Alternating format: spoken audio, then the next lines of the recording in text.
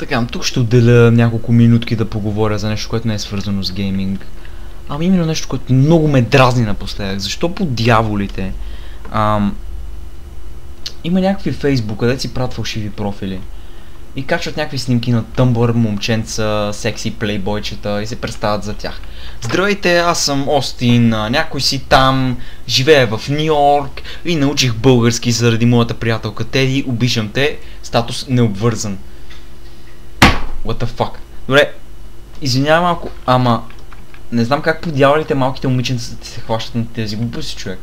Ти си първо, ако си от мъжки род въобще, ти си първо някой пич, който живее в малък град, който вероятно е игнориран от обществото.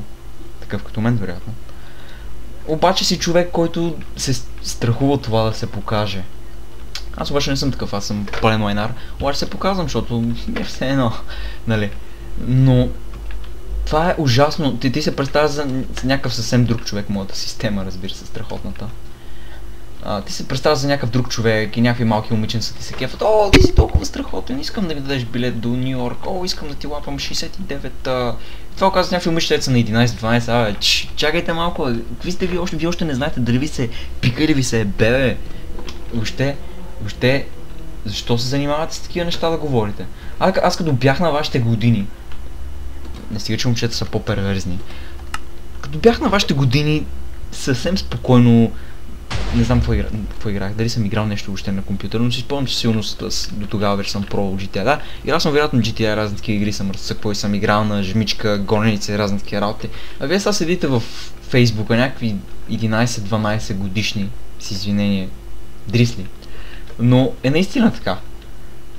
И седите и шервате снимки на Лиам и на разни други от One Direction, нали, и казвате, о, искам да му лапам, пенисът му е 26 см, чакай бе, толкова ти вкара 25-6 см, ти направо ще ти излезе през червата и няма знаеш къде се намираш. Ти направо ще умреш от кръвозагова, ще ти разцепи всички възможни органи, бе. Ти мислиш ли малко въобще какво говориш? И просто това е някакво ужасно нещо. Аз си признавам, аз слушам One Direction, защото ми хареса музиката им и обичам да свиря такива песни на китара и разни такива неща. Обаче мразя фендома на One Direction, мразя всички тези филмирани малки момиченца, които се филмират, които един ден ще станат жени на Хари Стайлс и на Лиам и разни такива.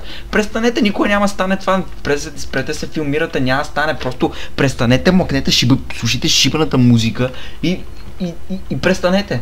Това е най-глупавия фендом от всички, разбирате ли?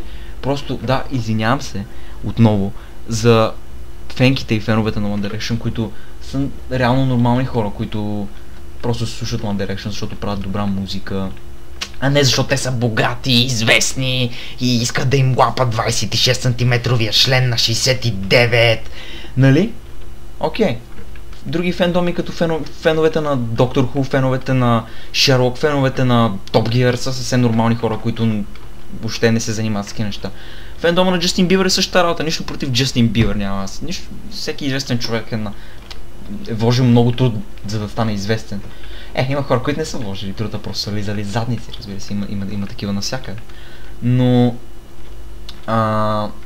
дори Джастин Бибър е вложил много труд, ако сте гледали клиповете му в YouTube, още като малък, той още от тогава е талантлив, така че аз не отричам таланта му и не искам да му завиждам за каквото и да е, защото човек се е постигнал.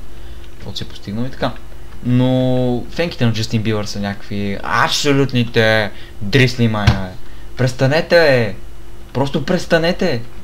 Престанете да искате да се ебете с Джастин Бибър, вие сте на 11-12 години, какво още говорите? Пак се извинявам, ако има нормални фенове на Джастин Бибър. Предполагам, че има нормални фенове на Джастин Бибър, даже познавам такива. Но има такива, дето са много филмирани. И много извън границата на филмирането. Има нормален филм, има екшен филм, има вече Джастин Бибър филм, разбираш. Така че, да.